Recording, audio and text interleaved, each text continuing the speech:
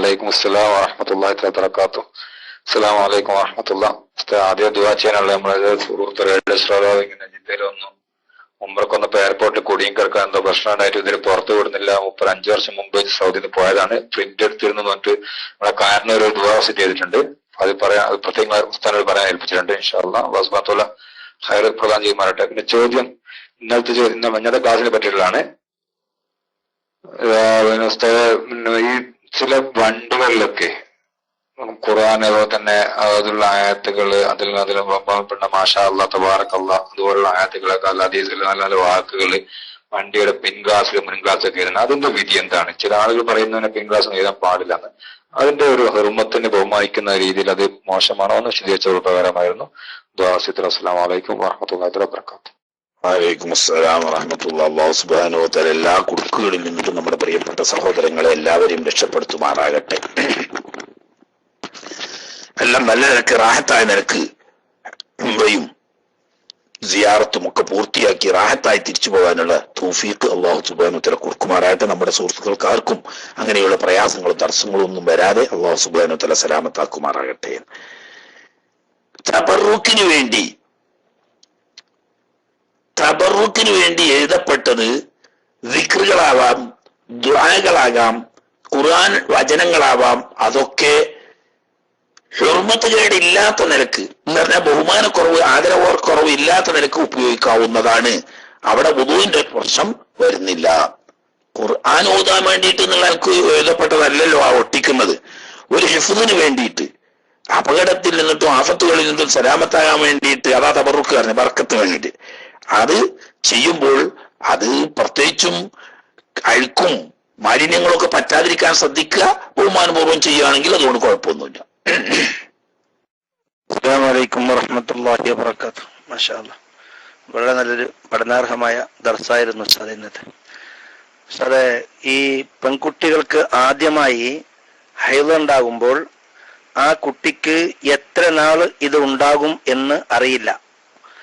അപ്പോൾ അക്സറുൽ ഹൈള് 15 ദിവസമാകുമ്പോൾ എൻ്റെത് മുറിഞ്ഞനോ ഇല്ലയോ എന്നറിയാൻ വേണ്ടി 15 ദിവസക്കാലം അവൾ കാത്തിരിക്കണമോ, അതല്ല അതിനു മുമ്പ് ഇപ്പൊ തൽക്കാലം മുറിഞ്ഞു ഇനി അങ്ങോട്ട് ഉണ്ടാവില്ല, ഇനി വരാൻ സാധ്യതയില്ലെന്ന് പറഞ്ഞ് നിസ്കാരങ്ങൾ തുടരണമോ എന്നതാണ് ഒന്നാമത്തെ ചോദ്യം. അടുത്തത് ഇൻഷാ അല്ലാഹ് രണ്ടാമത് ചോദിക്കാം. അസ്സലാമു അലൈക്കും. വലൈക്കും അസ്സലാം. എപ്പോഴാണോ ഹൈള് നിന്നതായി ബോധ്യപ്പെടുന്നു അപ്പോൾ തന്നെ കുളിച്ച് നിസ്കാരാദി കാര്യങ്ങളൊക്കെ ചെയ്യണം.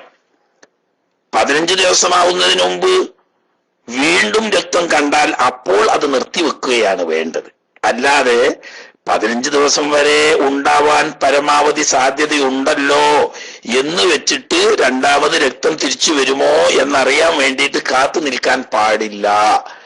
ശുദ്ധിയായി കണ്ടാൽ, ശുദ്ധിയായി കാണാന്ന് പറഞ്ഞാൽ രക്തം നേരത്തെ പറഞ്ഞതുപോലെ സ്രവിച്ചു കൊണ്ടിരിക്കണം എന്നില്ല.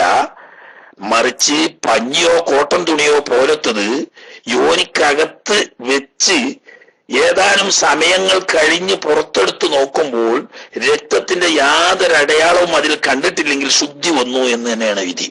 അപ്പോൾ തന്നെ കുളിച്ച് നിസ്കാരാദി കാര്യങ്ങൾ ചെയ്തു കൊള്ളണം. പിന്നെ കുറച്ച് കഴിഞ്ഞ് പോകുമ്പോൾ രണ്ടാമത് രക്തം കണ്ടാൽ നിർത്തിവെക്കണം.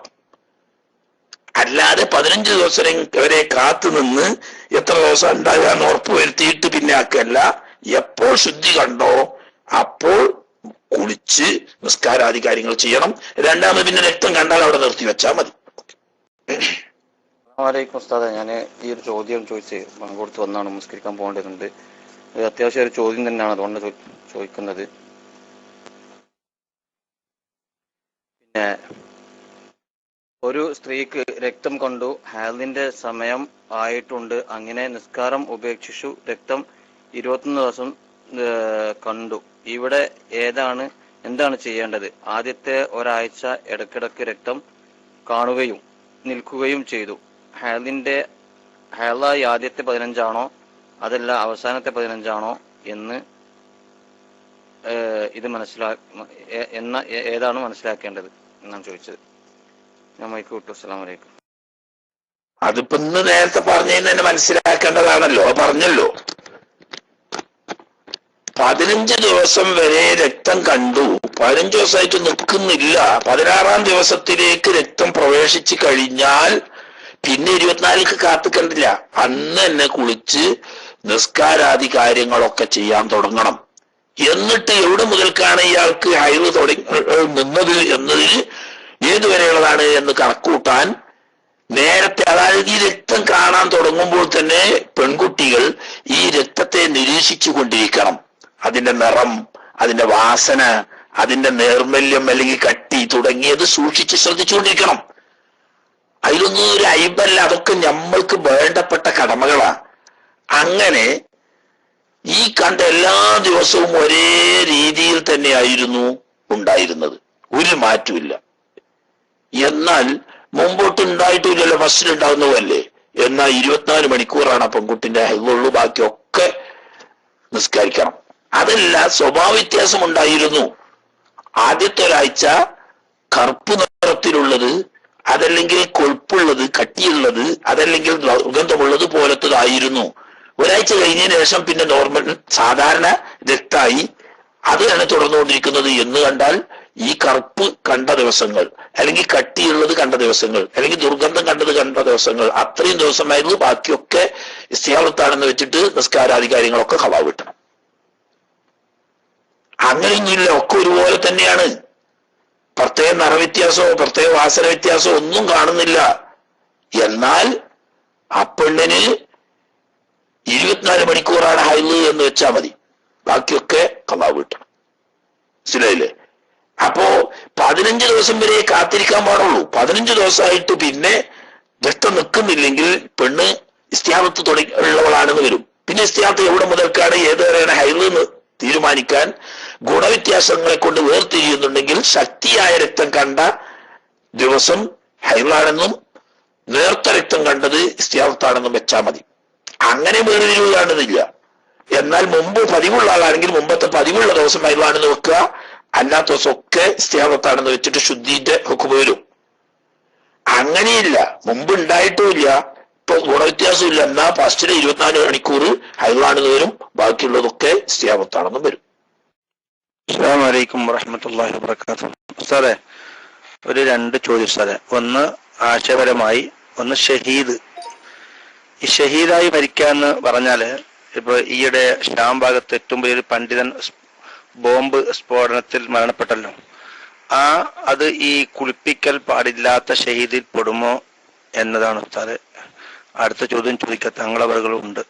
ഉസ്താദ്, ഇമാം സുയൂത്ത് റഹ്മത്തുള്ളാഹി അലൈഹി തങ്ങൾ പോലും മുജ്തഹിദിന്റെ പണ്ഡിതനല്ല എന്ന് പറയുമ്പോ ചില ആൾക്കാർ ഇബ്നു തൈമിയെ കുറിച്ച് അദ്ദേഹം മുജ്തഹിദാണെന്നും അദ്ദേഹത്തിൻ്റെത് സ്വീകരിക്കാൻ പറ്റുമെന്നും ചില സലഫികൾ പ്രചരിപ്പിക്കുന്നതിനെ കുറിച്ച് പറഞ്ഞാൽ ഉപകാരമായിരിക്കും. അസ്സലാമു അലൈക്കും. വലൈക്കും അസ്സലാം. ബഹുമാനപ്പെട്ട റമളാൻ ബൂത്തി റഹ്മത്തുള്ളാഹി അലൈഹി വലിയ അശ്അരി പണ്ഡിതനായിരുന്നു. ലോകത്ത് തന്നെ അറിയപ്പെട്ട സമീപകാലത്ത് കഴിഞ്ഞുപോയ അശ്അരി മദ്ഹബിലെ ഏറ്റവും വലിയ ഇമാമിയങ്ങളിൽപ്പെട്ട വലിയൊരു ആലിമാണ് ബഹുമാനപ്പെട്ട റമളാൻ ബൂത്തി റഹ്മത്തുള്ളാഹി അലൈഹി. ധാരാളം കിതാബുകൾ സുന്നത്ത് ജമാഅത്തിന്റെ അഖീദ ആധികാരികമായി യവന്റെ മുന്നിലും നെഞ്ഞുറപ്പോടുകൂടി പറയാൻ പറ്റുന്ന ഒരുപാട് കിതാബുകൾ മഹാനവറുകൾക്കുണ്ട്. ആ സേവനങ്ങളെല്ലാം അല്ലാഹു തആല കബൂലാക്കുമാറാകട്ടെ.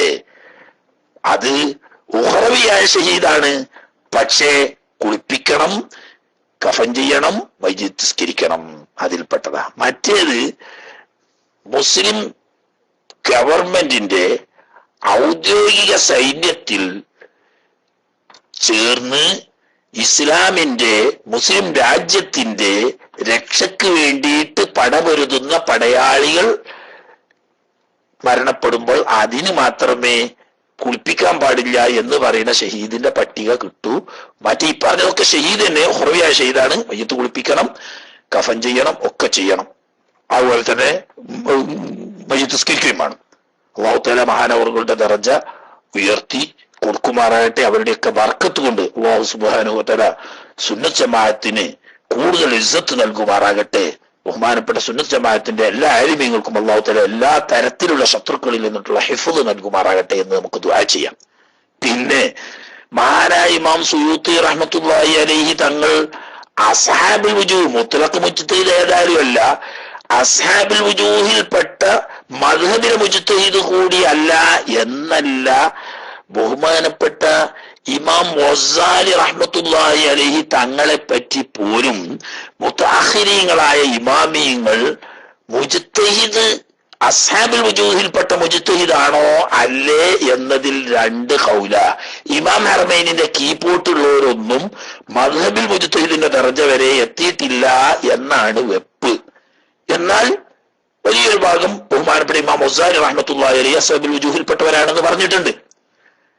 അതിപ്പോ 5-ാം നൂറ്റാണ്ടുകാരനാ ബഹുമാനപ്പെട്ട ഇമാം ഗസാലി റഹ്മത്തുള്ളാഹി അലൈഹി ഹിജ്റ 505 വഫാത്തായ മഹാനാൻ.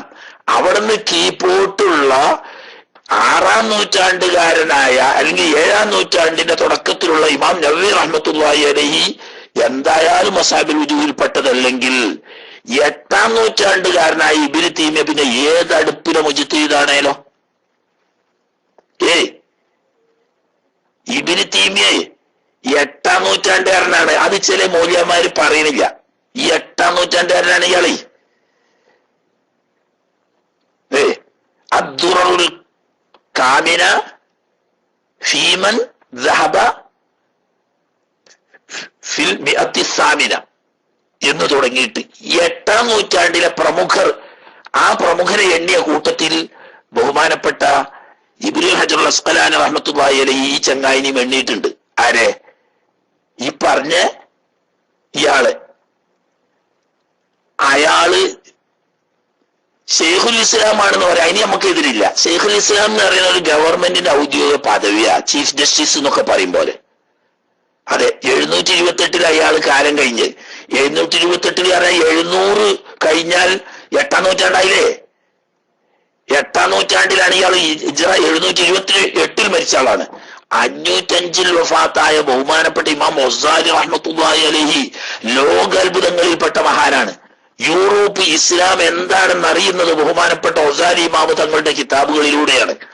അങ്ങനത്തെ ഇമാം ഗസാലി തന്നെ അസ്ഹാബുൽ വുജൂഹിൽപ്പെട്ട ഒരു മുജ്തഹിദാണോ എന്നതിൽ രണ്ടഭിപ്രായമുണ്ടെങ്കിൽ ഈ 8-ാം നൂറ്റാണ്ടുകാരനായി ഈ പൊട്ടക്കാക്ക തന്നെയല്ല മാനസിക രോഗിയാണ്. ഒരു ദിവസം പറഞ്ഞ വിറ്റിയെന്ന് പറയുന്ന അയാളെ ഇൽമു കാണണമെങ്കിൽ അരുരാജിക്ക് നല്ല രസമുള്ള ഒഴിവുള്ള സമയത്ത് ഇയാൾക്കുണ്ട് ഒരു ഫത്താവ, മജ്മുഅത്തുൽ ഫത്താവ എന്ന് പറഞ്ഞിട്ട് ഒരു ബുക്ക്. ആ ബുക്ക് നോക്കിയാൽ മതി ഇയാള് ശരിക്ക് എന്താണ് മാനസിക രോഗിയാണ്. കാരണം 1-ാം ജുസ് പറഞ്ഞതല്ല, അതിന്റെ നേരെ വിപരീതക്കാരൻ 2-ാം ജുസ് പറയാം. 2-ാം ജുസ് പറഞ്ഞതിന്റെ നേരെ വിപരീതം 3 പറയും. 3 പറഞ്ഞതിന്റെ നേരെ വിപരീതം 4 പറയും. ഇങ്ങനെ ഓരോന്ന് ഒരു മസല തന്നെ. പണ്ട് ഉമ്മർ മൗലവി അറിഞ്ഞില്ലേ, കുനൂത്ത് ഓതുന്ന ഇമാമിനെ തുടർന്ന് നിസ്കരിക്കുന്നവൻ എന്താ വേണ്ടതെന്ന് ചോദിച്ച് 5 അഭിപ്രായം പറഞ്ഞു ഒരു വിഷയത്തിൽ എന്നതുപോലെ തോന്നിയതിനൊക്കെ തോന്നിയതുപോലെ പറയുന്ന ഒരു സാധുവാണ് ഇയാള്. പിന്നെ അയാൾ എന്ത് മുജ്തഹിദാണേലോ? അയാൾ മുജ്തഹിദല്ല, ഒരു മതത്തിന്റെ സ്ഥാപകനാണ് എന്ന് വേണമെങ്കിൽ പറയാം. അദ്ദേഹം ഭാഗത്തേക്ക് കൂടുതൽ കിടക്കണമെങ്കിൽ നമുക്ക് അല്ലാതെ ഫിഖ്ഹിന്റെ എന്തെങ്കിലുമൊക്കെ പറയാനുണ്ടാവും. അതൊക്കെ നീ കോട്ടൂർ സഖാഫിനോട് ചോദിച്ചു വെക്കണ്ടേ, അപ്പൊ വിശദമായിട്ട് അതിനെ പറ്റി കിട്ടുകയും ചെയ്യും.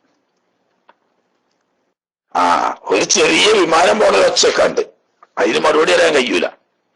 അതിന് പിന്നെ വേണമെങ്കിൽ കീശീലിനോട് ചോദിച്ചാൽ കീശീലിക്ക് അങ്ങനത്തെ മറുപടി അറിയാൻ കഴിയൂല. എനിക്ക് കുറച്ച് മലയാളത്തിൽ പറയണം, എന്നാലേ തിരിയുള്ളൂ. ശബ്ദമല്ല, മൈക്ക് ഒന്നുകൂടി മാറ്റിക്കൊണ്ടുവരിക, അല്ലെങ്കിൽ നല്ല നോക്കി എന്താ താറാറ് നോക്കി ഉറപ്പ് വരുത്തിയിട്ട് മൈക്ക് എടുക്കുക.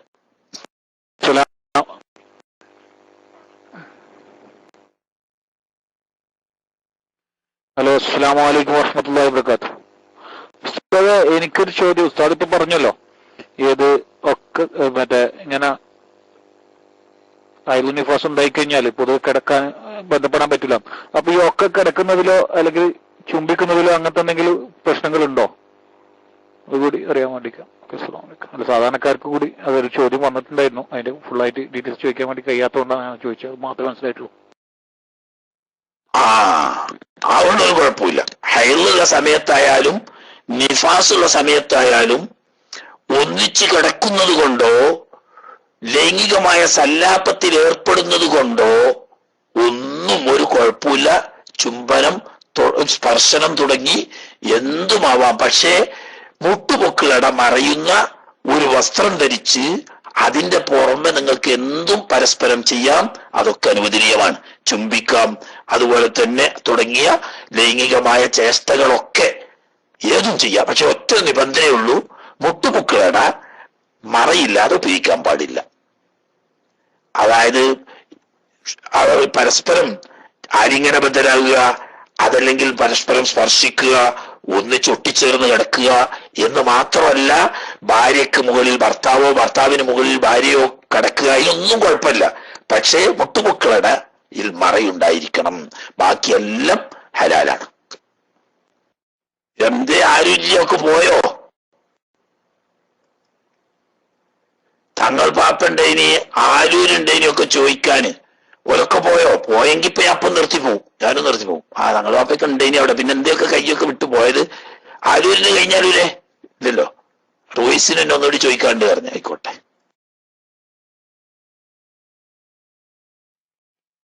അസ്സലാമു അലൈക്കും വറഹ്മത്തുള്ളാഹി. ശ്രോതാക്കളെ ബുദ്ധിമുട്ടിക്കണമെന്ന് മനസ്സിലാക്കിയിട്ട് ഉസ്താദെ, നേരത്തെ മുട്ടുപൊക്കിളിനിടയിലുള്ള വസ്ത്രം വേണമെന്ന് പറഞ്ഞു. ഇത് ആർക്കാണ് ഉസ്താദ് വേണ്ടത്? ഭാര്യക്കാണോ മുട്ടുപൊക്കിളിന്റെ ഇടയിൽ, അല്ല പുരുഷനാണോ, അല്ല രണ്ടുപേർക്കാ? അസ്സലാമു അലൈക്കും. ഭാര്യക്ക്, ഭാര്യയുടെ മുട്ടുപൊക്കിളിട മറിഞ്ഞിരിക്കണം, അത്രേ ഉള്ളൂ. ഭർത്താവിനത് ഷർത്തില്ല. തന്നെയല്ല, ഭർത്താവിന് വേണമെങ്കിൽ ഭാര്യയുടെ കൈ കൊണ്ട് ഉപയോഗപ്പെടുത്തുക വരെ ചെയ്യാവുന്നതാണ് എന്ന്. അതായത് ഇവിടെ പ്രശ്നപ്പന്തയുള്ളൂ, ഭാര്യയും ഭർത്താവും എന്നുള്ള ആൾക്ക് ലൈംഗികമായ സുഖം അനുഭവിക്കുന്നതിന് ഇസ്ലാം എതിരല്ല. മറിച്ച് ഭാര്യയുമായി ലൈംഗിക ബന്ധത്തിൽ സംയോഗത്തിൽ ഏർപ്പെട്ടാൽ അത് ഭാര്യയുടെ ആരോഗ്യത്തിന് പ്രതികൂലമായി ബാധിക്കും, ഭർത്താവിന്റെ ആരോഗ്യത്തിന് പ്രതികൂലമായി ബാധിക്കും. അതിന്റെ പുറമേ അതിലൊരു പക്ഷേ ഗർഭധാരണം നടന്നാൽ ആ കുട്ടിക്ക് സ്ഥിരമായ അനാരോഗ്യ പ്രശ്നം ബാധിക്കും. ഇങ്ങനെയൊക്കെയുള്ള സൈഡ് എഫക്റ്റുകൾ ഉള്ളത് കൊണ്ടായിരിക്കാം സംയോഗം പാടില്ല എന്ന് കർശനമായി ഇസ്ലാം വിരോധിച്ചത്. അതേ സമയത്ത് സംയോഗം പാടില്ല എന്ന് പറയുമ്പോൾ മുട്ടുപൊക്കിളട തന്നെ മറ വേണം എന്ന് പറയുമ്പോൾ, ഈ മുട്ടുപൊക്കിളട മറയില്ലാതിരിക്കുമ്പോൾ ചിലപ്പോൾ ഭാര്യയുടെ രഹസ്യഭാഗം കാണുകയും ലൈംഗിക ഉദ്ദേശത്തോടു കൂടി അതിന്റെ പരിസരത്ത് ഉപയോഗിക്കുകയും ചെയ്യുമ്പോൾ ചിലപ്പോൾ മനുഷ്യൻ നിയന്ത്രണം വിട്ട് സംയോഗത്തിൽ ഏർപ്പെട്ടേക്കാൻ ഇടയുണ്ട് എന്നതുകൊണ്ട്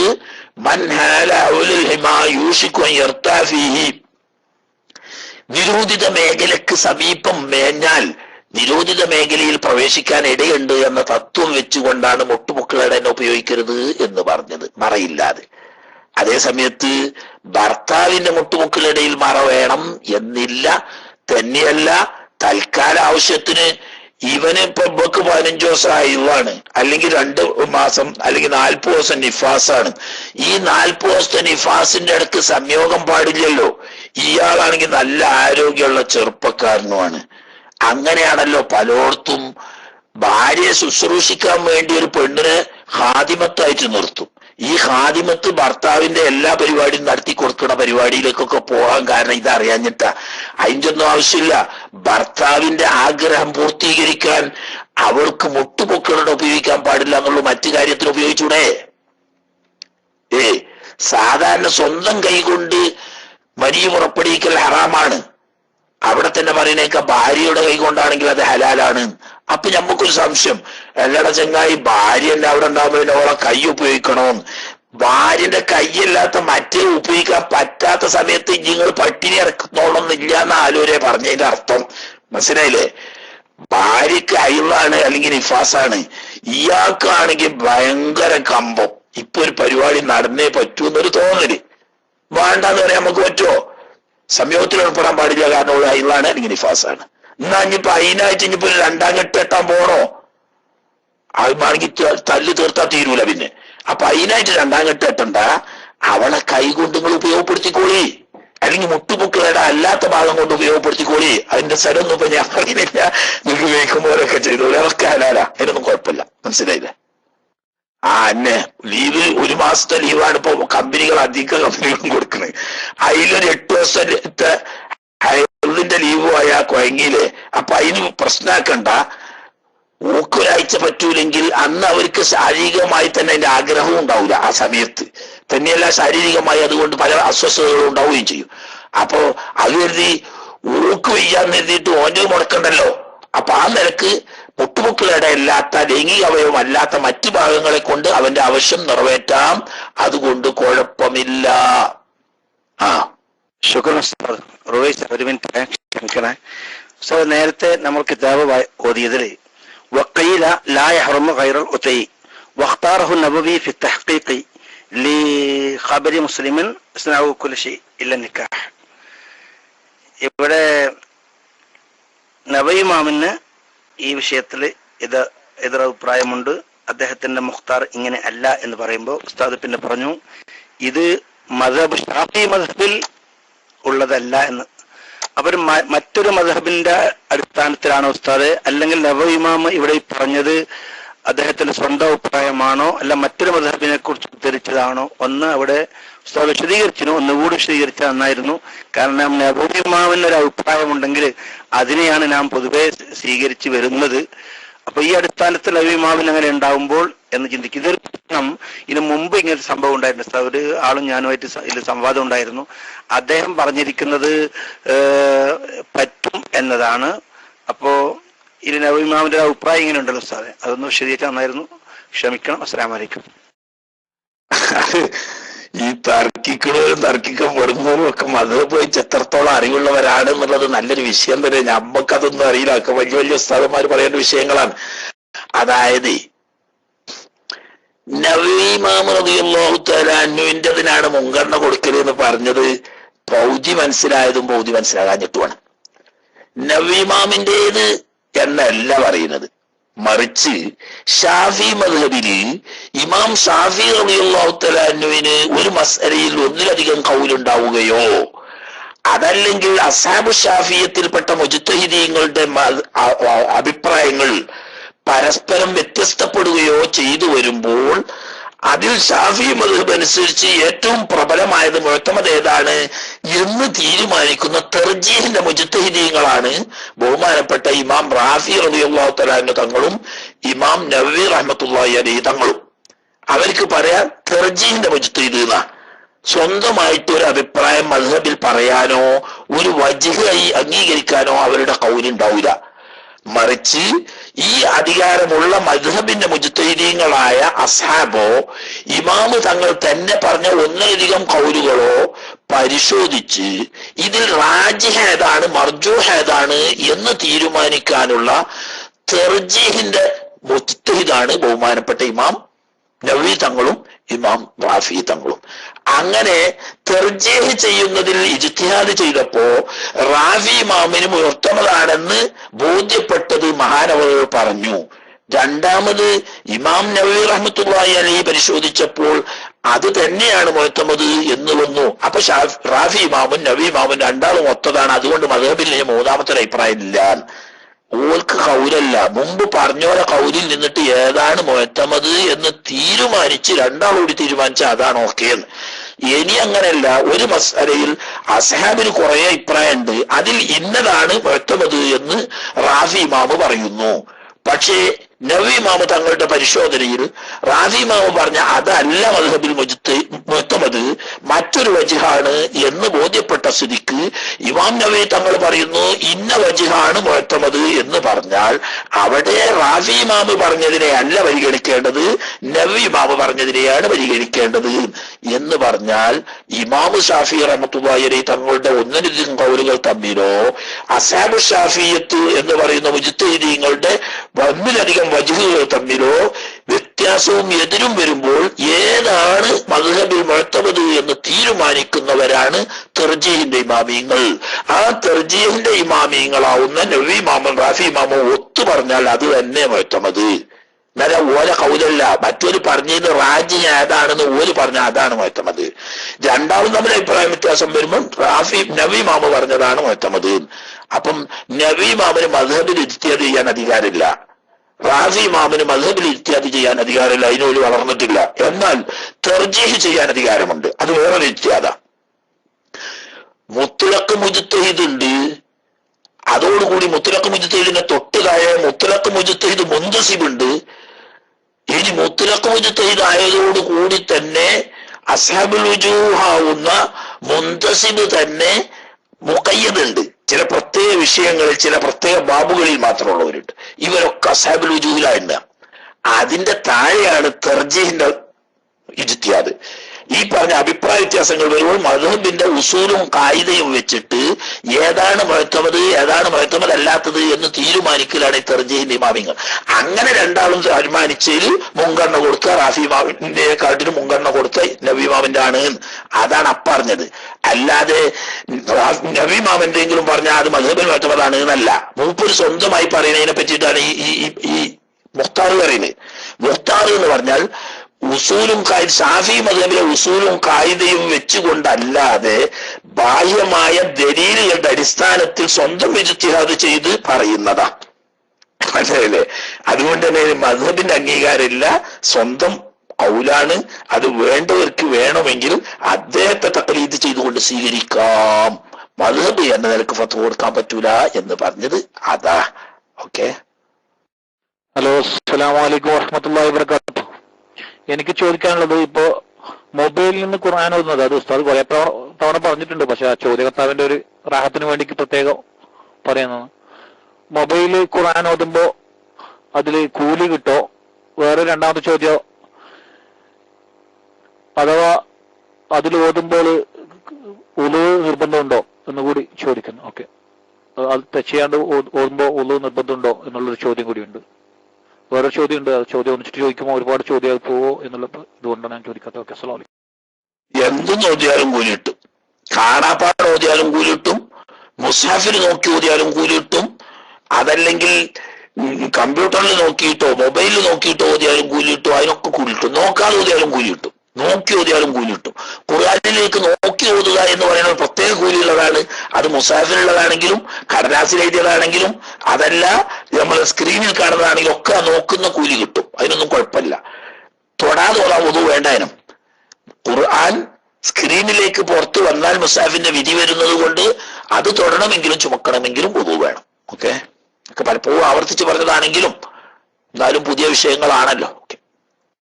അസ്സലാമു അലൈക്കും വറഹ്മത്തുള്ളാഹി. മൈക്കെന്താ കിട്ടുന്നില്ല ഉസ്താദ്? 2-3 ദുആവസി തന്നിട്ടുണ്ട്, അത് ആദ്യം പറയാൻ വെച്ചിട്ടാണ്. നമ്മളെ MP ഐഡി കൊടുത്തിട്ടുണ്ട്. മുപ്പത് നാട്ടിലെ ഒരു സുഹൃത്ത് ആക്സിഡന്റ് പെട്ടിട്ട് കുറെ ദിവസമായി ഹോസ്പിറ്റൽ അഡ്മിറ്റ് ആയിരുന്നു, ബോധം വന്നിട്ടില്ല. പാവപ്പെട്ട കുടുംബം വന്നിട്ടുണ്ട്, ദുആ ചെയ്യാൻ വെച്ചിട്ടുണ്ട്. പിന്നെ എന്റെ അമ്മോശ ശരീരം മൊത്തം എന്തോ ഒരു ചൊറി, എന്താ കരുവും പൊന്തുന്നു, അങ്ങനെ പറഞ്ഞു. അല്ലാതെ ഇപ്പൊ 2 ദിവസം ഹോസ്പിറ്റൽ അഡ്മിറ്റ് ആണ്. പ്രത്യേകം ഇൻഷാല്ലാ എല്ലാം പ്രത്യേകം ഉസ്താദ് ദുആയിൽ ഉൾപ്പെടുത്തണം എന്ന് പറയാൻ വേണ്ടി ഇപ്പൊ 2 ദുആവസിട്ടുണ്ട്. ഇൻഷാല്ലാ ചോദ്യങ്ങള് എന്തോ വന്നിട്ടുണ്ട്. ഇപ്പൊ ഇതിന് ബന്ധമായിട്ടുള്ള ചോദ്യമല്ല. ഇൻഷാല്ലാ ചോദ്യം പിന്നെ ചോദിക്കാൻ മറ്റുള്ള സുഹൃത്തുക്കൾക്ക് മൈക്ക് കൊടുക്കുന്നു. അസ്സലാമു അലൈക്കും.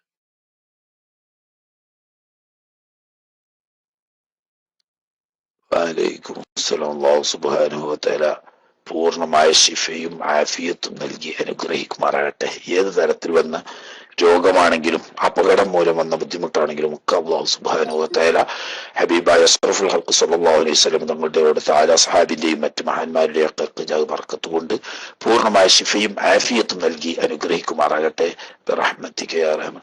ഇവിടെ ഈ അരീക്കോട് നമ്മളിപ്പം തെറ്റിപ്പോയതാണോ അതല്ല ജോലി സൗകര്യ കുറവ് കൊണ്ടിട്ട് വരാത്തതാണോ? MP അലി എന്ന് പറയുന്ന മനുഷ്യൻ കണ്ട കാലം മറന്നാണ്.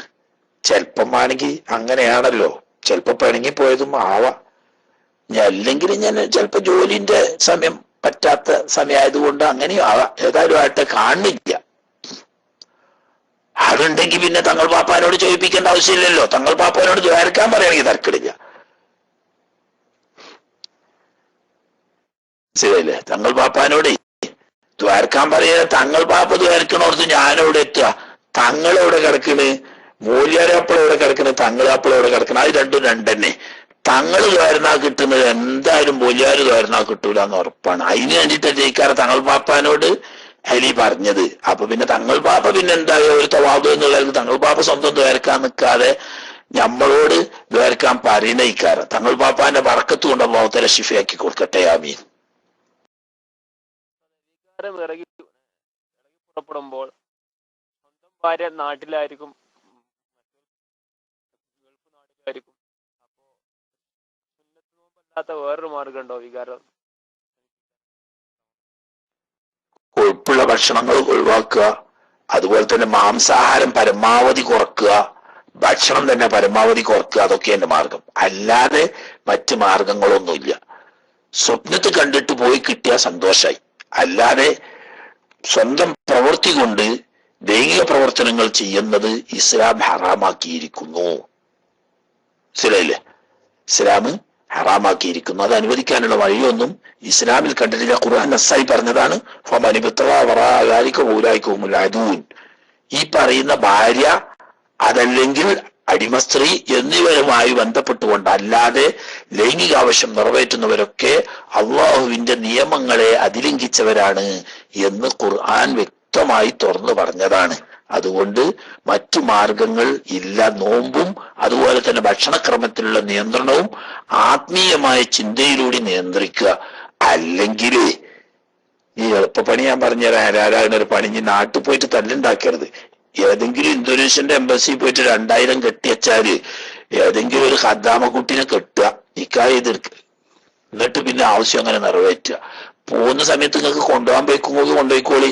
ഇല്ല, ഒരു നിരക്കും കൊണ്ടുപോകാൻ പറ്റൂല, എന്നാ ഓക്കെ എന്തെങ്കിലും കാര്യമായിട്ടൊരു സഹായം ചെയ്തു അപ്പത്തെ പാമ്പ് പോലെ ചെയ്തോളൂ. അതിപ്പം ഹലാലായ മാർഗമുള്ളൂ. അല്ലാതെപ്പോ കൃത്രിമ മാർഗങ്ങളൊന്നും ഉപയോഗിക്കാൻ ഇസ്ലാം അനുവദിച്ചിട്ടില്ല. ഇന്തോനേഷ്യ പറയാൻ കാരണം അതാ ആദായത്തിൽ കിട്ടുന്നത് കാണുന്നത്, ബാക്കിയുള്ളതിനൊക്കെ വലിയ ചെലവാണ്. ഇന്തോനേഷ്യന്റെ ഇപ്പൊ 2000 ഓരോ എംബസി കെട്ടിയിട്ട് അപേക്ഷ സമർപ്പിച്ചാൽ ഓരോ അതിന് വേണ്ട ആളുകളെ ബന്ധപ്പെടുത്തി തരും. അങ്ങനെ നിക്കാഹ് ചെയ്ത് ഭാര്യയാക്കിയിട്ട് നിയമപരമായിട്ട് കൊണ്ടിടക്കുക. ഓക്കെ.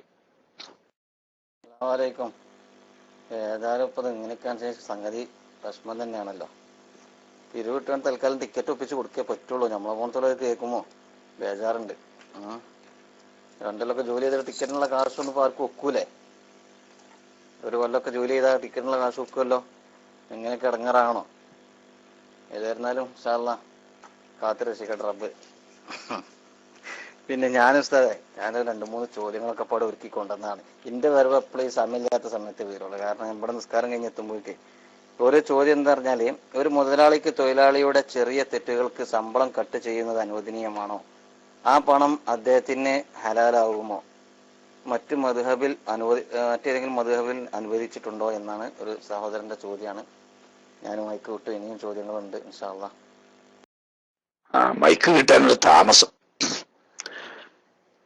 തൊഴിലാളിയുടെ കയ്യിൽ കാണുന്ന എന്തെങ്കിലും ചെറിയ തെറ്റുകളുടെ പേരിൽ തൊഴിലാളിയുടെ ശമ്പളത്തിൽ കട്ട് ചെയ്യൽ ഷാഫി മദ്ഹബ് അനുസരിച്ച് ഹറാമാണ്.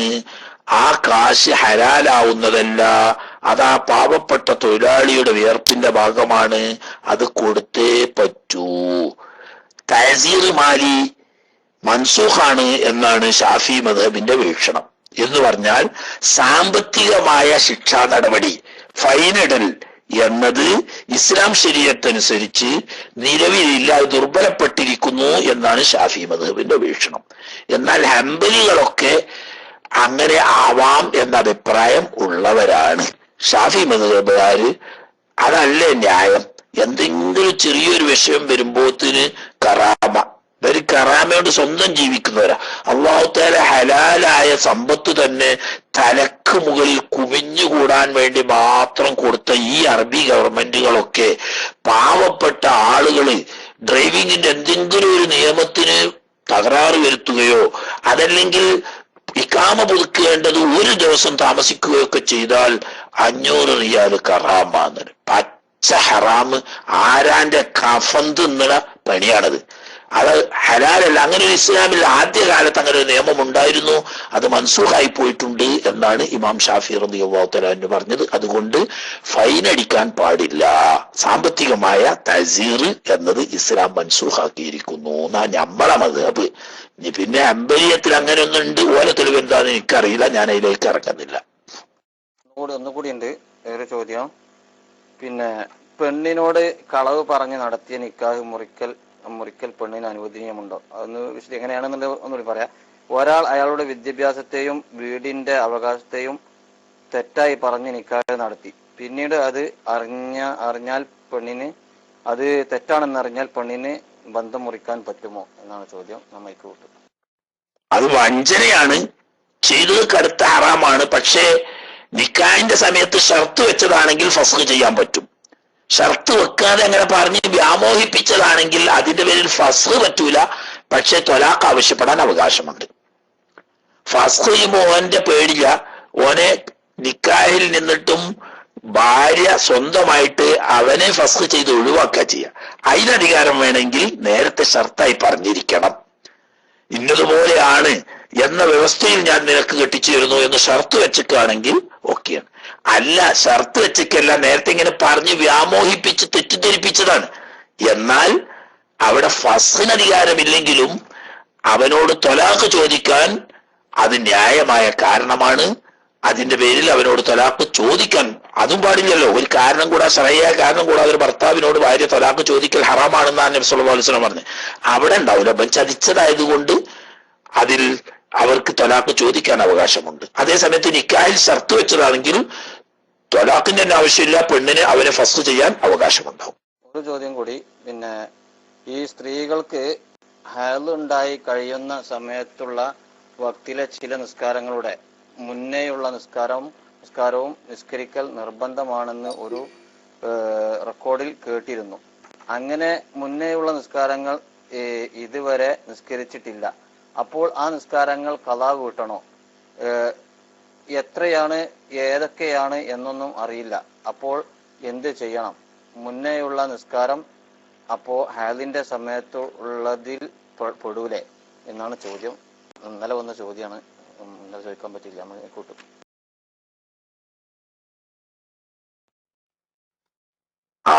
കാര്യമായൊരു ചോദ്യപ്പാത. ഇന്ന് വന്ന ചോദ്യങ്ങളെ കൂട്ടത്തിൽ ഏറ്റവും നല്ല വിലപ്പെട്ട ചോദ്യങ്ങളായ ഒരു ചോദ്യം അതന്നെയാണ്. അത് വളരെ പ്രധാനപ്പെട്ട ചോദ്യമാണ്. ഒരു സ്ത്രീ അവളുടെ ഹൈളിൽ നിന്ന് ശുദ്ധിയായത് അസറിന്റെ വഖത്തിലാണ്, അഥവാ മഗ്രിബ് ആവുന്നതിന് മുമ്പ് അസർ വഖത്ത് കടന്നതിന്റെ ശേഷമാണ് ശുദ്ധി വന്നതെങ്കിൽ അവൾ കുളിച്ച് നിസ്കരിക്കുന്ന സമയത്ത് അസർ നിസ്കരിച്ചാൽ മാത്രം പോരാ, അതിന്റെ തൊട്ടു മുമ്പുള്ള ളുഹ്ർ കൂടി നിസ്കരിക്കണം. അതുപോലെ സുബഹിന്റെ അല്പം മുമ്പ് അഥവാ ഇശാന്റെ വഖത്തിൽ ഒരു സ്ത്രീക്ക് ഹൈളിൽ നിന്ന് ശുദ്ധി വന്നാൽ അവൾ കുളിച്ച് നിസ്കരിക്കുമ്പോൾ ആ ഇശ മാത്രം നിസ്കരിച്ചാൽ പോരാ, അതിന് മുമ്പുള്ള മഗ്രിബ് കൂടി നിസ്കരിക്കൽ വുജൂബാണ്. എന്ന് പറഞ്ഞാൽ ഇശാ മഗ്രിബ് ജമ്മാക്കി നിസ്കരിക്കുന്ന നിസ്കാരം, അതായത് മഗ്രിബിലേക്ക് ഇശായിനെ മുന്തിച്ചും ജമ്മാക്ക, മഗ്രിബിനെ ഇശായിലേക്ക് പിന്തിച്ചും ജമ്മാക്കാലോ. അപ്പൊ ആ നിരക്ക് ഇശായിന്റെ വഖത്ത് മഗ്രിബിനെ സംബന്ധിച്ച് ളറൂറത്തിന്റെ വഖത്ത് എന്നാണ് പറയാ. അപ്പോ ഇശായിന്റെ വഖത്തിൽ ശുദ്ധിയായാൽ ആ ഇശായിന്റെ വഖത്തിൽ ളറൂറത്തിന്റെ വഖത്തായ മഗ്രിബിന്റെ വഖത്തും കൂടി പെടുന്നുണ്ട്. അതുകൊണ്ട് ആ ഇശാവും മഗ്രിബും നിസ്കരിക്കണം. എന്നതുപോലെ ളുഹ്റിനെ അസറിലേക്ക് പിന്തിച്ചും അസറിനെ ളുഹ്റിലേക്ക് മുന്തിച്ചും ജമ്മാക്കി നിസ്കരിക്കാൻ പറ്റുമല്ലോ. അതുകൊണ്ട് ളുഹ്റിന്റെ ളറൂറത്തിന്റെ വഖത്താണ് അസറിന്റെ സമയം. അതുകൊണ്ട് അസറിന്റെ വഖത്തിൽ അസർ നിസ്കരിക്കൽ വുജൂബായതുപോലെ ളറൂറത്തിന്റെ വഖത്താവുന്ന ളുഹ്റും നിസ്കരിക്കൽ വുജൂബാണ്. ഇതാണ് രണ്ടെണ്ണം. അപ്പൊ ഞാൻ അതേ സമയത്ത് സുബഹിന്റെ വഖത്തിലാണ് ഒരു പെണ്ണിന് ശുദ്ധിയായതെങ്കിലോ സുബഹി മാത്രം നിസ്കരിച്ചാൽ മതി. ളുഹ്റിന്റെ വഖത്തിലാണ് ശുദ്ധിയായതെങ്കിലോ ളുഹ്ർ മാത്രം നിസ്കരിച്ചാൽ മതി. മഗ്രിബിന്റെ വഖത്തിലാണ് ശുദ്ധിയായതെങ്കിലോ മഗ്രിബ് മാത്രം നിസ്കരിച്ചാൽ മതി. അതേ സമയത്ത് അസറിന്റെ വഖത്തിലാണ് ശുദ്ധി വന്നതെങ്കിൽ അസറും അതിന്റെ മുമ്പുള്ള ളുഹ്ർ നിസ്കരിക്കണം, കാരണം പിന്തിച്ച് ജമ്മാക്കുന്ന വഖത്താണ്.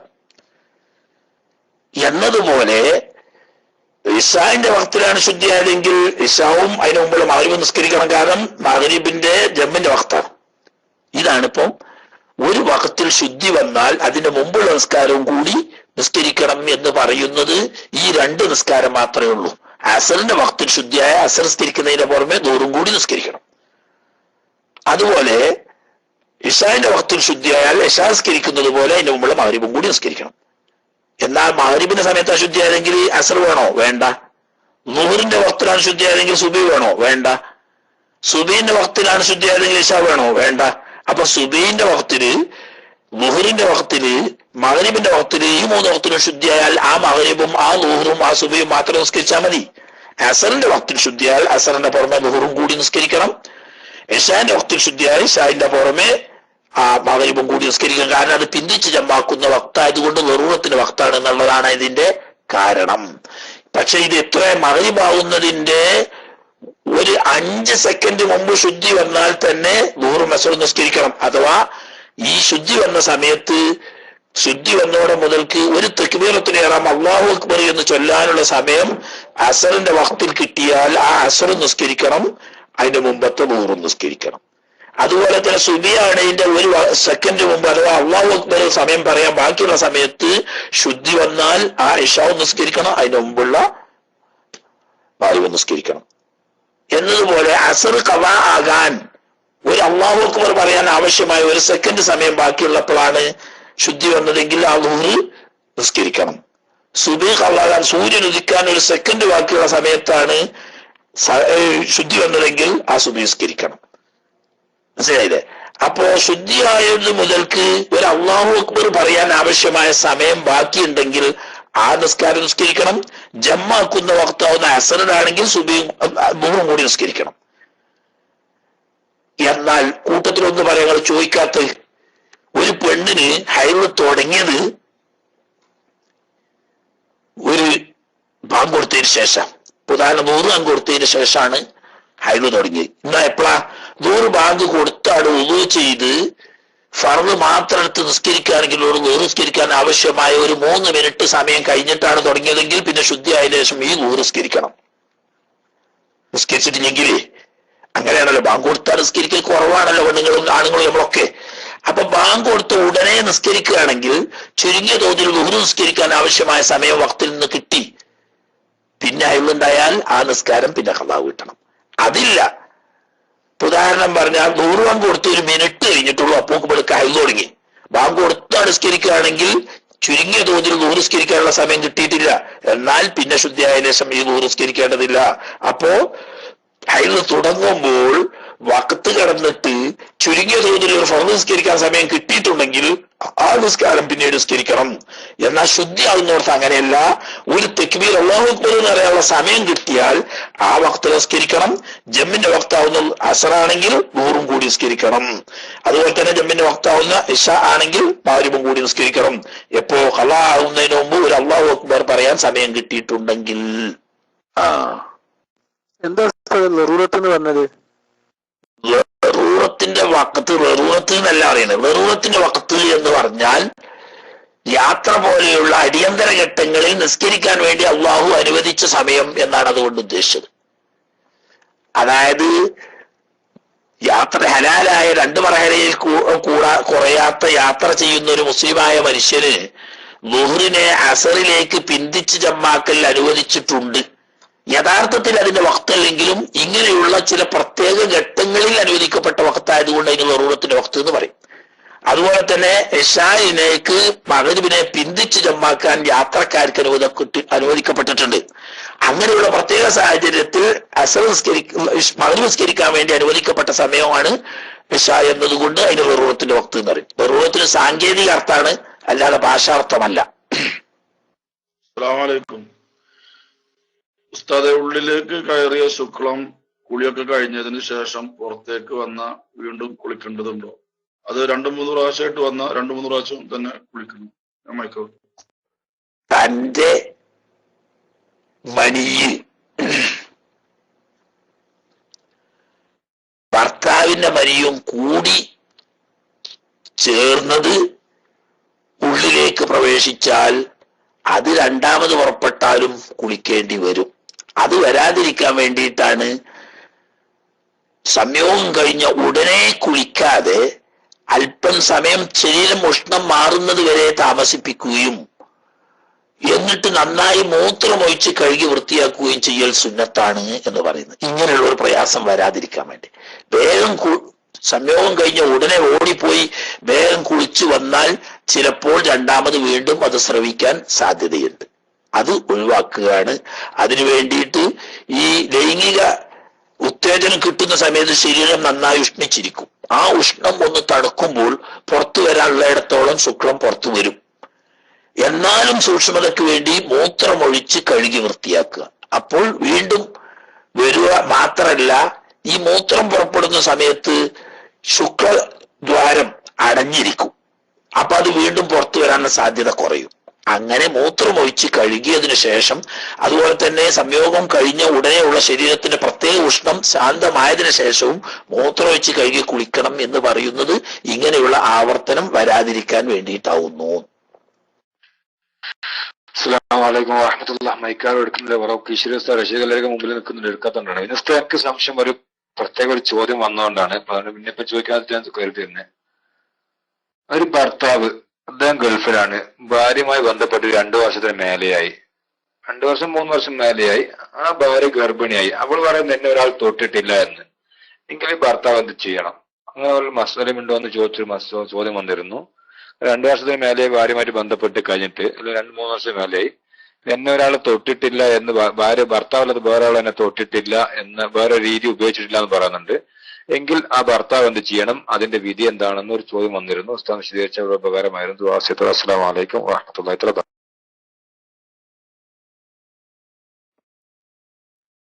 വഅലൈക്കും അസ്സലാം വറഹ്മത്തുള്ളാഹി. 4 കൊല്ലം വരെ ഒരു കുഞ്ഞ് ഗർഭത്തിൽ ജീവിക്കാം എന്നാണ് നമ്മളെ മദ്ഹബ്. 4 കൊല്ലം വരെ ഒരു കുഞ്ഞ് ഗർഭത്തിൽ ജീവിക്കാം എന്നാണ് നിയമം. അതനുസരിച്ച് വിവാഹം കഴിഞ്ഞതിന് ശേഷം ഭാര്യയുമായി ലൈംഗിക ബന്ധത്തിൽ ഏർപ്പെട്ട പുരുഷൻ പിന്നീട് അവളുമായി ബന്ധപ്പെടാതെ 4 കൊല്ലം പൂർത്തിയാവുന്നതിനിടക്ക് അവൾ ഗർഭിണിയായി പ്രസവിച്ചാൽ ശറഅന്റെ നിയമപ്രകാരം ആ കുട്ടി ഈ ഭർത്താവിന്റെ കുട്ടിയായി അംഗീകരിക്കപ്പെടുന്നതാണ്. ശറഅയിൽ ആ കുട്ടിയുടെ വാപ്പ ഇവൻ തന്നെയാണ്. പ്രത്യേകിച്ച് അവൾ പറയുന്നുണ്ട്, ഞാൻ മറ്റൊരു തെറ്റായ വഴിയിലേക്കും പോയിട്ടില്ല, മറ്റൊരു പുരുഷൻ എന്നെ തൊട്ടിട്ടില്ല എന്ന് പറയുന്നുണ്ട്. അല്ലെങ്കിൽ പോലും ആ കുട്ടി അവൻ്റെതാണ്. 4 കൊല്ലം കഴിഞ്ഞാലേ, പിന്നെ 4 കൊല്ലത്തിന്റെ അപ്പുറം ഉണ്ടാവില്ല എന്നതുകൊണ്ട് 4 കൊല്ലം കഴിഞ്ഞതിന് ശേഷം ഗർഭിണിയാണെന്ന് പറഞ്ഞാൽ അത് ഇവരിലേക്ക് ചേരില്ല. നിക്കാഹ് കഴിഞ്ഞ് ഭാര്യയും ഭർത്താവും തമ്മിൽ ഒരുമിച്ച് കൂടി ലൈംഗിക ബന്ധത്തിൽ ഏർപ്പെട്ടിട്ട് 4 കൊല്ലത്തിനിടയിൽ ഈ പെണ്ണ് പ്രസവിക്കുകയാണെങ്കിൽ അതൊക്കെ അവന്റെ കുട്ടിയാണ് എന്ന് തന്നെയാണ് ഇസ്ലാം ശരീഅത്തിന്റെ നിയമം. ആരെന്താ മൈക്കെടുക്കാത്ത? ഞാൻ പിന്നെ വൈക്കോയി ആയിക്കോട്ടെ വിചാരിച്ചാ ഞാൻ അങ്ങനെ കാത്തിക്കണത്. ഒരു കഫീലിന് ജമാഅത്ത് പോലുള്ളത് അദ്ദേഹത്തിന്റെ ആവശ്യത്തിന് തൊഴിലാളിയെ തടയാൻ അനുവാദമുണ്ടോ? പള്ളിക്ക് പോകരുത്, തൊഴിൽ സ്ഥലത്ത് തന്നെ നിസ്കരിക്കണം എന്ന് പറയാൻ അവകാശമുണ്ടോന്നാ ചോദിച്ച്. ഞാൻ മൈക്ക് വിട്ടു.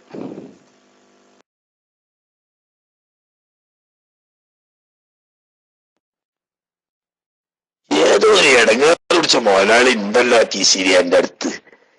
ഇയാളിങ്ങനെ ഈ തൊഴിലാളികളെ എങ്ങനെയൊക്കെ ഇടങ്ങാറാക്കാൻ പറ്റുമോ?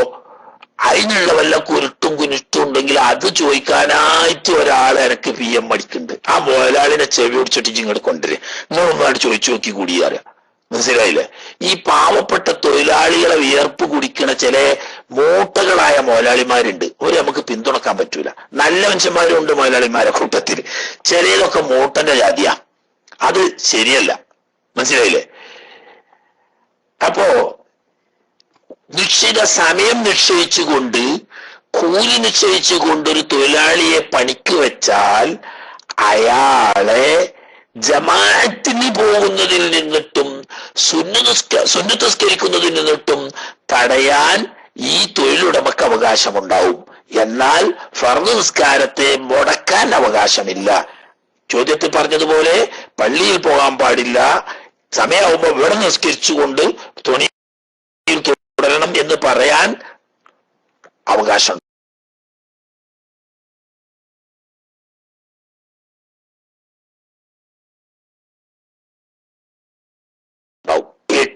നേരം 8 മണി മുതൽ രാത്രി 8 മണി വരെ നോട്ടിക്കോളികള് പണിക്ക് വെച്ചാല് അതിന് എത്ര കൂലി എന്നും പറഞ്ഞ് അതിന്റെ ഇടയ്ക്ക് ഇയാള് പറഞ്ഞു ഫർദ് നിസ്കരിക്കാൻ പാടില്ല, നല്ല അനുസരിക്കാൻ പാടില്ല, ആ പറയാൻ അധികാരമില്ല. എന്നാ പള്ളി പോകാൻ പറ്റൂല എന്ന് അയാൾ പറയുകയാണെങ്കിൽ അയാളുമായി തൊഴിൽ കരാറിൽ ഏർപ്പെട്ട സമയം അയാളുടെ ഹക്ക് ഉജൂബാണ്. ആ ഉജൂബായ ഹക്കിനെ സുന്നത്തിന് വേണ്ടി മാറ്റിവെക്കാൻ അവകാശമില്ല. അപ്പൊ അയാൾ സമ്മതിച്ചെങ്കിൽ തന്നെ ജമാഅത്തിന് പോകാൻ, പള്ളി പോകാനും ഒക്കെ പറ്റുള്ളൂ. ഇല്ലെങ്കിൽ വഖത്തായാൽ ഫർദ് നിസ്കരിക്കാൻ മുതലാളിന്റെ അനുവാദം വേണ്ട. പക്ഷെ പള്ളി പോകണമെങ്കിലും ജമാഅത്തിന് വേണ്ടി കാത്തിരിക്കണമെങ്കിലും ഒക്കെ സമ്മതം വേണം. അയാൾക്ക് വേണമെങ്കിൽ തടയാൻ അവകാശമുണ്ട്.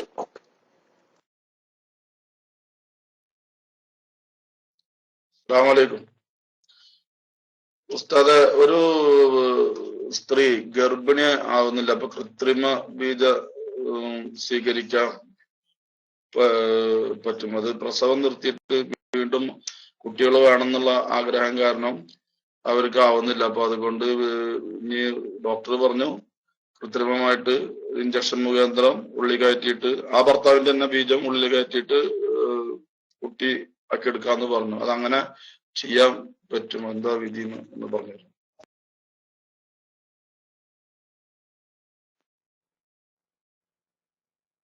നല്ല ഒലച്ചിലുള്ള ഒരു വടി എടുത്തിട്ടേ അരന്റെ കീപ്പിട്ട് നന്നായിട്ട് അടി കൊടുക്കുക വേണ്ട.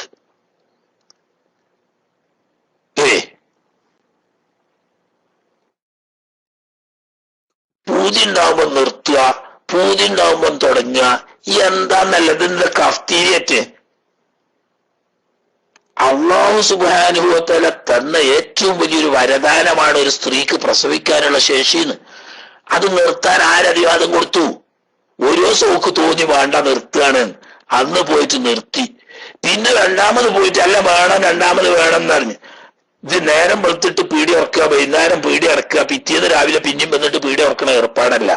അള്ളാഹുവിനെ വെല്ലുവിളിച്ച് ചോദ്യം ചെയ്യുന്ന തോന്നിവാസമാണ്. അതുകൊണ്ടാണ് ഞാൻ പറഞ്ഞത് നല്ല ഒലച്ചുള്ള ചൂരലുകൊണ്ട് അരന്റെ കീപ്പിട്ട് നന്നായിട്ട് കൊടുക്ക തല്ല്. പിന്നെ ഒരു പെണ്ണിന് സാധാരണഗതിയിൽ ഭർത്താവിരുന്നിട്ട് ഗർഭധാരണത്തിന് പറ്റാത്ത ശാരീരിക അവസ്ഥ വല്ലതും ഉണ്ട്. അങ്ങനത്തെ ഒരു അവസ്ഥയിൽ ഒരു കുഞ്ഞ് ഉണ്ടാവണമെന്ന് അങ്ങേയറ്റത്തെ ആഗ്രഹമുണ്ട്.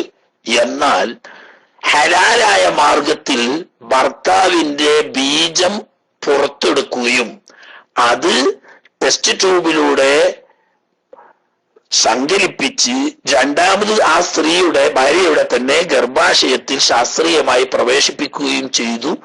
അങ്ങനെ ആ സ്ത്രീ ഗർഭിണിയായി പ്രസവിക്കുന്നത് കൊണ്ട് ഇസ്ലാം ശരീഅത്തിൽ തെറ്റൊന്നുമില്ല. ഈ കുട്ടി അവന്റെ കുട്ടിയായിട്ട് എണ്ണപ്പെടും നിയമപരമായിട്ട്. പക്ഷെ ഇതിന് നിയമം എന്താണെന്ന് വെച്ചാൽ പുറപ്പെടുന്ന സമയത്ത് ഹലാലായ രീതിയിൽ പുറപ്പെടണം, ഹലാലായ രീതിയിൽ പ്രവേശിപ്പിക്കണം എന്നാ. അപ്പൊ അതിനെന്ത് വേണം? ഹലാലായ രീതിയിൽ പ്രവേശിപ്പിക്കാനുള്ള മാർഗം ഒന്നിരിക്കൽ ഭാര്യയുമായിട്ട് ലൈംഗിക ബന്ധത്തിൽ ഏർപ്പെട്ട് സ്ഖലനം സംഭവിക്കാൻ പോകുന്ന സമയത്ത് പുറത്തെടുത്ത് ബീജം ശേഖരിക്കുക. അതല്ലെങ്കിൽ ഭാര്യയുടെ കൈകൊണ്ട് ദൈനിക പ്രവർത്തനത്തിൽ ഏർപ്പെട്ട് സ്ഖലനം സംഭവിക്കുന്ന സമയത്ത് ശുക്രം ശേഖരിക്കുക. അത് അണ്ഡവുമായി സംയോജിപ്പിച്ച് ഗർഭാശയത്തിൽ പ്രവേശിപ്പിക്കുക. അതിന് കുഴപ്പമില്ല. അല്ലാതെ മറ്റ് കൃത്രിമ മാർഗങ്ങളിലൂടെ ഭർത്താവിന്റെ ശുക്രം പുറത്തെടുത്തുകൊണ്ട് അതകത്ത് പ്രവേശിപ്പിച്ചാൽ അത് ഹറാമാണ്. അത് നിയമപരമായിട്ട് അവന്റെ കുട്ടി എന്ന് പറയാൻ പറ്റാത്ത അവസ്ഥ വരും. അപ്പൊ പാലിച്ചുകൊണ്ട് ശ്രദ്ധിക്കാൻ വെച്ചാൽ പറ്റും. ഭാര്യയുമായിട്ട് ലൈംഗികത്തിൽ ഏർപ്പെട്ട് അനുസരിച്ച് ചെയ്യാന്നാണ് അതിന് പറയാ. സ്ഖലനം സംഭവിക്കാൻ തുടങ്ങുമ്പം അകത്തേക്ക് പോകാൻ വിടാതെ അത് പുറത്തെടുക്കുക. പുറത്തെടുത്തിട്ട് പറഞ്ഞേക്ക് ആവശ്യമുള്ള സ്ഥലത്ത് ശേഖരിക്കുക. അതല്ലെങ്കിൽ അവളുടെ കൈ കൊണ്ട് വേണമെങ്കിൽ ലൈംഗിക പ്രവർത്തനത്തിൽ ഏർപ്പെട്ട് സ്ഖലനം സംഭവിക്കുന്ന സമയത്ത് അത് ശേഖരിക്കുക. ഇത് രണ്ടും ഹലാലാ, ഭാര്യയായിട്ടുള്ള ബന്ധത്തിലായതുകൊണ്ട്. ഹലാലായി പുറപ്പെട്ടത് ഭർത്താവിൽ നിന്നിട്ട് പുറപ്പെട്ട ശുക്രം അത് ഭാര്യയുടെ ഗർഭാശയത്തിൽ ശാസ്ത്രീയമായ രീതിയിൽ പ്രവേശിപ്പിച്ച് അവൾ ഗർഭം ധരിക്കുന്നതുകൊണ്ട് കുഴപ്പമില്ല. അതൊക്കെ കൂടാതെ കഴിയാത്ത മക്കളില്ലാതെ വിഷമിക്കുന്ന ഒരു കുടുംബത്തിന്റെ കണ്ണീരൊപ്പാൻ വേണ്ടിയിട്ടൊക്കെ ചെയ്യേണ്ടത് ധാർമ്മികമാണ്. മറ്റേതും ധാർമ്മികമല്ല, തോന്നിയസ്ഥന് കൂട്ടിക്കുകയാണ്. ഒരു ദിവസം പോയിട്ട് ഇത് ഞങ്ങളവിടെയൊക്കെ നാട്ടിൽ തിരിച്ചിരിക്കാറ് പാടത്തുണ്ട്, കുറച്ചു നേരം വെള്ളം നിറയാൻ വേണ്ടിയിട്ട് അറ്റങ്ങളായി കെട്ടുക പറയും. എന്നിട്ട് പിന്നെ ഏറിയാൽ മുറിച്ചു കൊടുക്കുക പറയും. എന്നേലും ഒരു 2 ദിവസം കഴിഞ്ഞപ്പം ഗർഭം നിർത്താൻ തോന്നി, അപ്പോൾ നിർത്തി. രണ്ടാമത് പിന്നെ വേണം തോന്നിയപ്പോ തുറന്ന്. ഇത് അറ്റങ്ങളെ കെട്ടുന്ന കഥയല്ല, തോന്നിവാസത്തിന് അടിയാ ചികിത്സ. അസർബാൻ കൊടുത്തു. ബാക്കിയുള്ളവരോടൊക്കെ ക്ഷമ ചോദിക്കുന്നു. ഇനി ദ്വാരക്കാരോട് സമയമില്ല, അത്ര സമയം ബാങ്കർ അങ്ങനെ കൊടുത്തു കൊടുക്കുന്നുണ്ട്. എല്ലാവരും ദ്വാ ചെയ്യുക. ഇൻഷാ അല്ലാഹ് നാളെ നേരത്തെ വരിക. ഇനി തുടർന്നുള്ള ചർച്ചകളൊക്കെ ഇൻഷാ അല്ലാഹ് റബ്ബ് സുബ്ഹാനഹു വ തആല തൗഫീഖ് ചെയ്തെങ്കിൽ നാളത്തെ ക്ലാസ്സിലാവാം എന്ന് ഉണർത്തി അല്ലാഹു സുബ്ഹാനഹു വ തആല എല്ലാ വിഷമങ്ങളും നീക്കി ദുന്യാവും ആഖിറവും സന്തോഷത്തിലാക്കി. ഇന്നൊരു മിനിറ്റ് ഇല്ല, ഇവിടെ ബാങ്ക് കേട്ട് കഴിഞ്ഞ് ദ്വാരക്കണം എന്ന് കത്തും ദ്വാരക്കണം എന്നൊക്കെ കരുതിയിരുന്നു. അതിനൊന്നും ഇനി സമയമില്ല. നിങ്ങൾ സമയം കുറവുള്ളത് കൊണ്ട് ചിലപ്പം ബഹുമാനപ്പെട്ട കൈക്കൂട്ട ഉസ്താദിന്റെ തസവുഫ് ക്ലാസ് ഉണ്ടാവുമല്ലോ, അപ്പൊ ദ്വാരിപ്പിക്കുക ഒക്കെ ചെയ്യുക. അല്ലാതെ ഒന്നും ഇനിയിപ്പം ദ്വാരിക്കാനോട് സമയമില്ല, പറയാതെ തന്നെ എല്ലാം അറിയും അള്ളാഹു സുബ്ഹാനഹു വ തആലക്ക്. ഇൻഷാ അല്ലാഹ് ഖത്തം ദ്വാരിക്കാൻ ചെന്ന് സമയമില്ല, ബാങ്ക് കൊടുത്തു കഴിഞ്ഞു. അള്ളാഹു സുബ്ഹാനഹു വ തആല ദുനിയാവും ആഖിറവും ഖൈറും സലാമത്തുമാക്കുമാറാകട്ടെ. റബ്ബനാ തഖബ്ബൽ മിന്നാ ഇന്നക അൻതസ് സമീഉൽ അലീം വതുബ് അലൈനാ ഇന്നക അൻതത് തവ്വാബുർ റഹീം. ആമീൻ ബിറഹ്മതിക യാ അർഹമർ റഹീമീൻ ബിഫദ്ലി സ്വല്ലല്ലാഹു അലാ മുഹമ്മദ് സ്വല്ലല്ലാഹു അലൈഹി വസല്ലം സ്വല്ലല്ലാഹു അലാ മുഹമ്മദ് സ്വല്ലല്ലാഹു അലൈഹി വസല്ലം. اللهم صل على محمد يا رب صل عليه وسلم وصل على جميع الانبياء والمرسلين والحمد لله رب العالمين.